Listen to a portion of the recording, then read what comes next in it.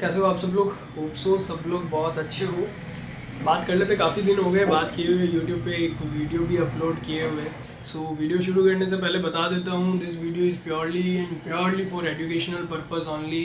I am not a SEBI registered research analyst. कोई भी काम करने से पहले अपने फाइनेंशियल एडवाइज़र से ज़रूर सलाह कर लेना। और उसके अलावा रही बात दूसरी, equity and derivative markets are subject to market risk. समझ में आ गई चीज़। बात करते हैं आज वैल्यूएशन निकालने की। कोई भी चीज़ का वैल्यूएशन हम लोग कैसे निकालते हैं, ये टॉपिक रिलेट करेगा ओयो से। ठीक है, क्योंकि ओयो का कल रात को एक न्यूज़ आया और न्यूज़ इतना भयंकर कि सैटरडे संडे मार्केट ऑफ और मंडे को प्राइस गैप अप। एग्जैक्ट लोगों को माल तक नहीं मिल पाएगा, उस हिसाब से इसका न्यूज़ आया है। नोवामा वेल्थ मैनेजमेंट, जो एक already well established broker firm है, उसने 100 करोड़ का माल उठाया है। Oravel stage that is known as OYO, उसका माल उठाया 53 रुपीज़ की वैल्यूएशन पे। तो वो क्या उनको जजा कि वो 53 रुपीज़ के वैल्यूएशन पे उठा रहा है माल। अगर वो 100 करोड़ 53 रुपीज़ पे अगर उठाया है तो ये सोच लो लाख 2 लाख अगर आपको इन्वेस्टमेंट करना है तो भाई वो समझ लो 60 प्लस है, उसका भाव 60 प्लस चला जाएगा। लेकिन ये वैल्यूएशन वो लोग करते कैसे हैं? जस्ट लाइक कि शार्क टैंक में जो शार्क बैठे रहते हैं वो वैल्यूएशन कैसे करते हैं। वैल्यूएशन करने के कुछ मेथड्स होते हैं। सो सबका अलग अलग मेथड होता है कि मैं उस चीज़ को कहाँ वैल्यू कर रहा हूँ, कितने टाइम्स में उसमें ग्रोथ देख रहा हूँ। सबसे बड़ा फैक्टर होता है इसमें ग्रोथ का। हम लोगों को ग्रोथ का पोटेंशियल कहाँ दिख रहा है और कहाँ नहीं दिख रहा। समझ में आ रही है चीज़ें। तो वो चीज़ों के अनुसार हम लोग इसमें करते हैं। सबसे पहले तो आपको क्या करना होता है कि कोई भी अगर कंपनी आपको अच्छी लग रही है तो सबसे पहले उसका पूरा पूरा इन्वेस्टर प्रेजेंटेशन पढ़ो। अगर किसी कंपनी को फंडिंग की रिक्वायरमेंट है वो इन्वेस्टर वाला पॉइंट रखेगी। अगर किसी को रिक्वायरमेंट नहीं है तो वो इन्वेस्टर वाला पॉइंट उड़ा देगी। ठीक है, अगर मार्केट में इक्विटी आई हुई है, इन्वेस्टर प्रेजेंटेशन वहाँ पे है, तो सबसे पहले आपको इन्वेस्टर प्रेजेंटेशन देखना चाहिए। इन्वेस्टर प्रेजेंटेशन में वो कंपनी अपनी सारी डिटेल देती है कि हम लोग किस पे काम कर रहे हैं और हम लोग को फंड की क्यों रिक्वायरमेंट है और हम लोग फ्यूचर में अपने प्लान्स कैसे एग्जीक्यूट करेंगे।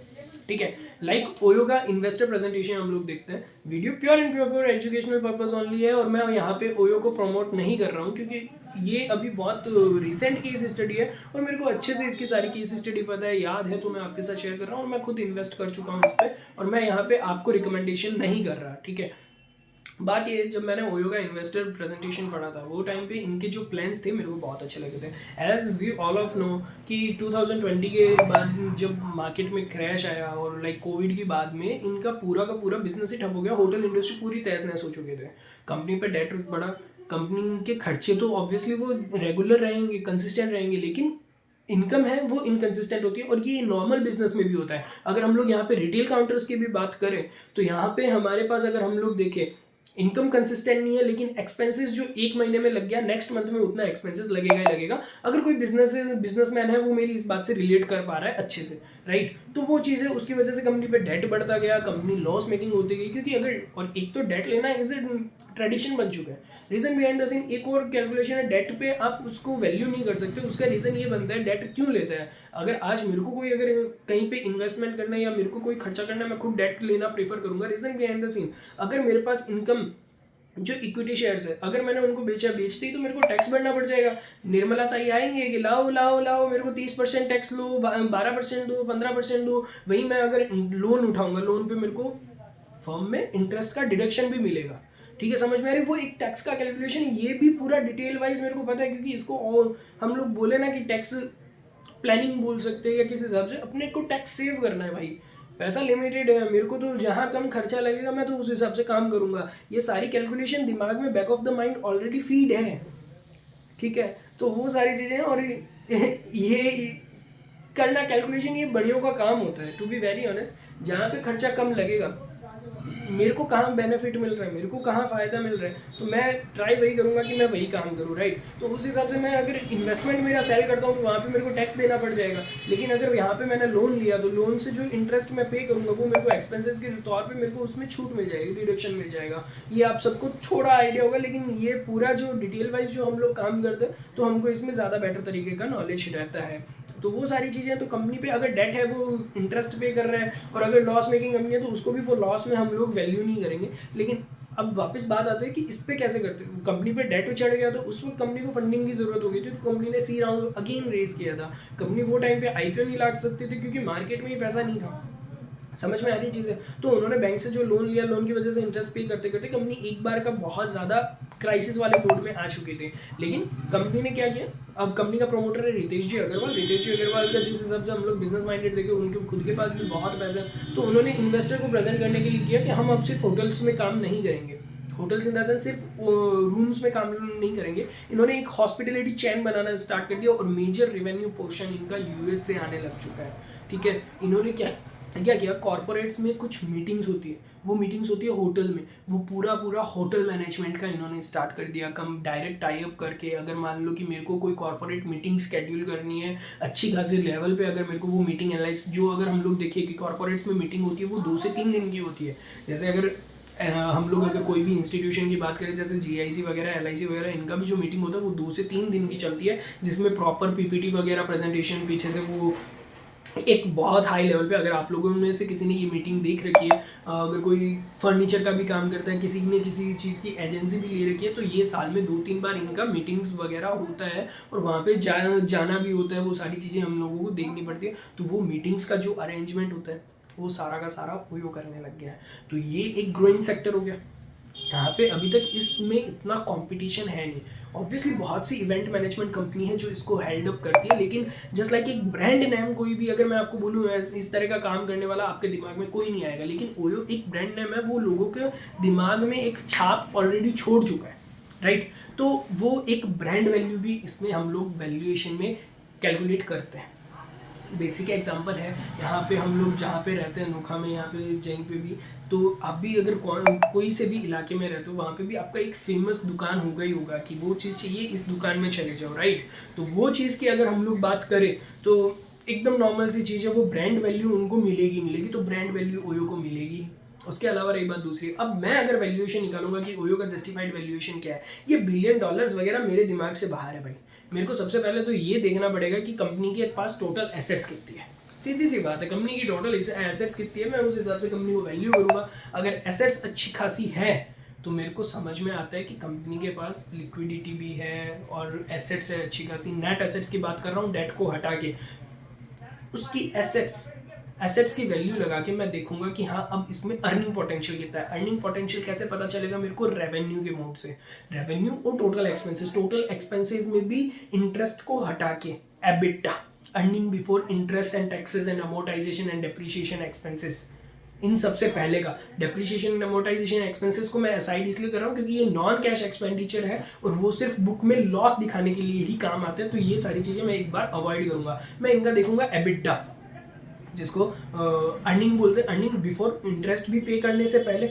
उसके अलावा रही बात दूसरी, आपका ये डेप्रिसिएशन एंड अमोर्टाइजेशन एक्सपेंसेस भी क्लेम करने से पहले, और अदर प्रीलिमिनरी एक्सपेंसेस जो नॉन कैश आइटम जो सिर्फ बुक में दिखाने के लिए काम आते हैं, तो वो सारी चीज़ों को अवॉइड करके नेट ये कितना रेवेन्यू जनरेट कर रहे हैं और एक्सपेंसेस किस हिसाब से कर रहे हैं, तो रेवेन्यू का मल्टीप्लिकेशन लगेगा मेरे हिसाब से। मल्टीप्लिकेशन कैसा लगेगा? क्योंकि ग्रोथ मैं कैलकुलेट करूंगा। मेरा एकदम सिंपल सा लॉजिक है, अगर मैं बिजनेस में इस महीने अगर मैंने ₹1,00,000 अर्न किए हैं सपोज दैट, तो मेरा ये टारगेट रहेगा कि मैं नेक्स्ट मंथ 1,10,000 अर्न करूँ, 10% का ग्रोथ। वही चीज़ हम लोग यहाँ पे मार्केट में कैलकुलेट करते हैं कि भाई ये कंपनी कितना ग्रो कर सकती है। लाइक ओयो के केस में अगर मैं ऐसा देखूं, ओयो नीचे से वापस रिकवर करके गया है। इनका इन्वेस्टर प्रेजेंटेशन भी सेम वही था, हॉस्पिटलिटी चेन वगैरह। ये आगे फ्यूचर प्लान्स जो और है वो मैं अपने मुंह से नहीं बताऊंगा, आप इनके कंपनी की वेबसाइट पे जाके आप चेक कर सकते हो, इन्वेस्टर प्रेजेंटेशन आपको मिल जाएगा। तो कंपनी के फ्यूचर प्लान्स भी बहुत ज़्यादा स्ट्रॉन्ग है। तो वो सब अगर हम लोग देखें तो मेरे को कहीं ना कहीं इसका वैल्यूएशन जो लगता है कि हाँ ये यहाँ से 10 टाइम बड़ा होने की कैपेबिलिटी रखता है। मेजर कॉम्पिटिटर कौन है इसका? इक्जिगो हो गया, और ये अपने दूसरे जो ऑनलाइन एप्लीकेशन है ये GoIbibo, मेक माई ट्रिप, क्योंकि ये भी होटल चेन से जुड़ चुके हैं, लेकिन सबका अलग अलग बिजनेस है, राइट। लेकिन एक बंदे को भी ब्रांड वैल्यू भी होगा, ब्रांड वैल्यू का +1 मिलेगा इसको, और उसके अलावा रेवेन्यू जितना आ रहा है वो फाइनेंशियल्स आपको मिल जाएगा। फाइनेंशियल्स भी कंपनी के ऑफिशियल वेबसाइट पे मिल जाएगा। अगर वो नहीं मिल रहा है, ये सारी चीज़ें नहीं मिल रहा, DM करो, मैं आपको दे दूंगा एक स्टडी पर्पज़ के हिसाब से। अब जैसे नोवामा हेल्थ ने यहाँ पे इन्वेस्ट किया है 100 करोड़ का अमाउंट, 53 रुपीज़ के आसपास, और कल रात को लेट नाइट पे ये न्यूज़ बाहर आई थी। तो जैसे ये न्यूज़ बाहर आई, टोटली माल एक बार का तो समझ लो क्योंकि एक हैवी बाइंग ऑलरेडी आ चुकी है इसमें, मार्केट से किसी ने लंबी क्वांटिटी में उठा चुका है, तो वहाँ पे इनको पोटेंशियल दिखा है, तभी इन लोगों ने माल उठाया है। तो वो चीज़ को अगर मैं वैल्यू करके देखूँ और सारे फाइनेंशियल्स को वगैरह को वैल्यू करके देखूँ तो वैल्यूएशन लगाना ईजी हो जाता है। उसके अलावा रही बात दूसरी, एक और पॉइंट जो वैल्यूएशन में काम आता है वो आता है लोगों की मेंटलिटी, राइट।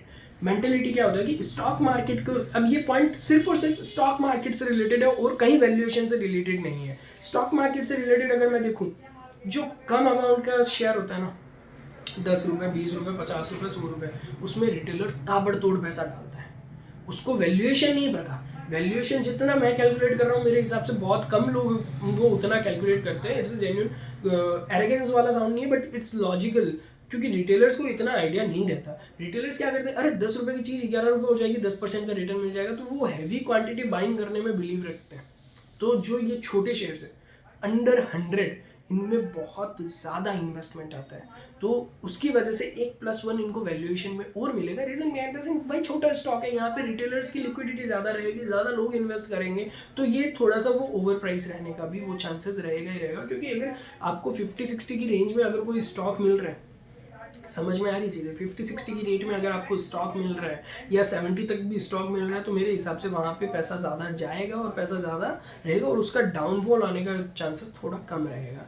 तो इस हिसाब से वैल्यूएशन निकलती है, ये सारे फैक्टर्स को कैलकुलेट करके। उसके अलावा जो बेसिकली आप बुकिश नॉलेज जो पढ़ते हो, P ratio, PB ratio, P ratio होता है प्राइस टू अर्निंग रेशो।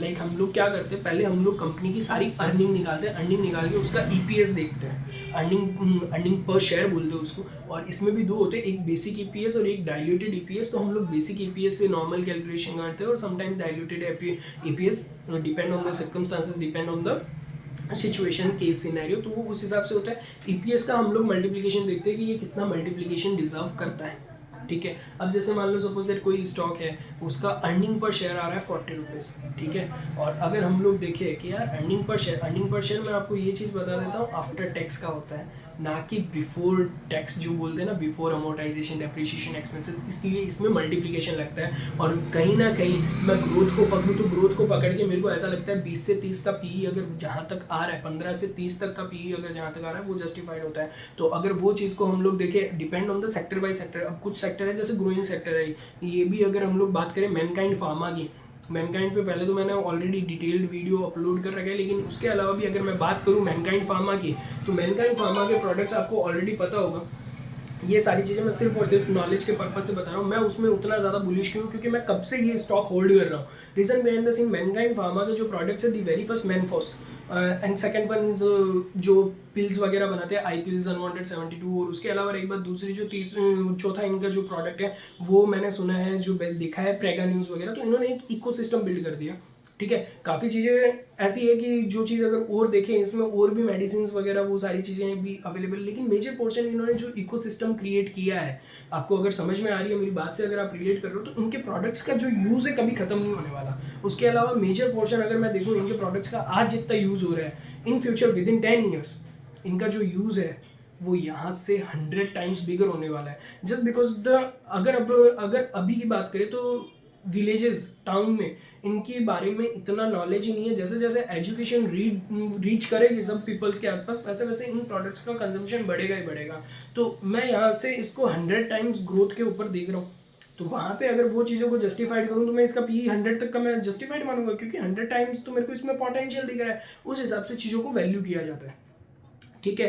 काफ़ी ऐसे कंपनीज है जिनको मैंने होल्डिंग कर रखी है, और इन शॉर्ट मैंने सारी की सारी जितनी भी रिसर्च कर रखी है, ऐसे प्रोडक्ट्स पे रिसर्च कर रखी है जिनमें क्या है कि लोगों को नाम लेने में भी थोड़ा ऐसा होता है कि नहीं यार नाम क्यों, कोई क्या सोचेगा। अरे कोई क्या सोचेगा वो चीज़ का मैटर नहीं करता, यहाँ पे पैसा बनता है। लाइक अगर हम लोग बात करें कि शराब वाली कंपनीज में, भाई आंख बंद करके मैं शराब वाली कंपनीज जो मैन्युफैक्चर करती है वहाँ पे मैं इन्वेस्ट करता हूँ। रीजन बीइंग द सीन, जो ट्रेंड चल रहा है, ट्रेंड को एक्सेप्ट करना पड़ेगा भाई। और एक नॉर्मल सीधी सी बात है, शराब बेचने वाले को ग्राहक ढूंढना नहीं पड़ता, ग्राहक खुद ढूंढता है। और मैं बोल रहा हूँ किसी भी वैल्यूएशन पे वो माल उठाने के लिए मैं रेडी हूँ। आज महंगा मिल रहा है तो मैं 10 साल बाद की सोच रहा हूँ भाई, आज जितना कंजम्पशन है उससे डबल कंजम्पशन मेरे को सामने दिख रहा है, ठीक है। उसके अलावा रही बात दूसरी, आगे हम लोग चलते ही ये एक्सचेंज की बात करते हैं, NSE BSE या फिर MCX वगैरह की होगी, NCDEX वगैरह की होगी। भाई आज नहीं तो कल इनमें मतलब जो करने लग गया वो करेगा ही करेगा। तो ऐसी जो चीज़ें हैं ना जिसको समाज जिनके मतलब बात करने में भी डरता है, मैं वहाँ वो कंपनीज में पैसा डाल के रखा हूँ और इस लेवल पे और इस प्राइस पे डाल के रखा हूँ जिस प्राइस पे आप सोच भी नहीं सकते, जस्ट बिकॉज मेरे को फ्यूचरिस्टिक सोचना पड़ेगा। अगर फ्यूचरिस्टिक सोचूंगा तो मेरा पैसा बनेगा, वरना पैसा ही नहीं बनेगा। आज के टाइम में अगर हम लोग भेड़ चाल चलेंगे, हाँ यार ये सेक्टर ग्रोइंग है, जैसे पावर और इंफ्रा सेक्टर बीच में ग्रोइंग था, सोलर अभी ग्रोइंग चल रहा है, आपको जैसा लग रहा है, अरे भाई हम लोग ऑलरेडी वहाँ पे पैसा बना चुके हैं। अब उनमें जितनी ग्रोथ आनी थी वो आ चुकी है। ग्रोथ फ्यूचर में देखो ना कि अब मेरे को कहाँ फ्यूचर में ग्रोथ दिख रही है। लाइक अगर हम लोग बात करें रिन्यूएबल एनर्जीज, भाई एक जो लेवल इनको बूस्ट मिला है ना वो ऑलरेडी मिल चुका है, वो ऑलरेडी इनको बूस्ट मिल चुका है। तो उस हिसाब से देखिए तो एक अब सैचुरेशन पॉइंट इनका आने वाला है। लेकिन अगर बात करें फ्यूचर में और कितना होने वाला है, तो अगर सामने देखिए भाई आज की डेट में अगर जैसे मैं नोखा में रहता हूँ तो यहाँ पे अगर मैं बात करूँ सोलर एनर्जी बहुत ज़्यादा मतलब ट्रेंड में आने वाला है, अब आ जाएगा। Reason behind this in electricity bills, क्योंकि जैसे जैसे कोल महंगा हुआ, कोल का शॉर्टेज आया बीच में, तो उस हिसाब से क्या है कि इलेक्ट्रिसिटी चार्जेस थोड़े थोड़े इंक्रीज करते गए पैसे पैसे में, तो उस हिसाब से सबके बिल्स अब हैवी आ रहे हैं, सबके घर पे एसी लग चुका है। ऑब्वियसली सबके घर पे। अगर इसका भी बात करें वोल्टास आज से 10 साल पहले कहाँ था और आज की डेट में कहाँ पे, भाई जैसे जैसे लोगों के पास पैसा आ रहा है वैसे वैसे एसी अब नॉर्मल हो चुका है। AC is a normal thing, पहले लग्जूरियस में आता था, अब नॉर्मल में आता है। तो जो वोल्टास वगैरह को जो ग्रोथ मिलनी थी वो ऑलरेडी मिल चुकी है, अब इनके अलावा इनके पास कुछ नहीं है। अगर आप स्टिल वोल्टास की भक्ति कर रहे हो तो आपको पैसा नहीं बनेगा, नहीं बनेगा, कोई हालत में नहीं बनेगा। पैसा बनाने के लिए तिकड़मबाज करना पड़ेगा, तो कुछ ना कुछ अलग सोचना पड़ेगा। अब बात करते हैं सोलर, एसी तो लग गया, फ्रिज लग गया, हीटर लग गया, सब एकदम मतलब सारी चीज़ें अपने लग गई।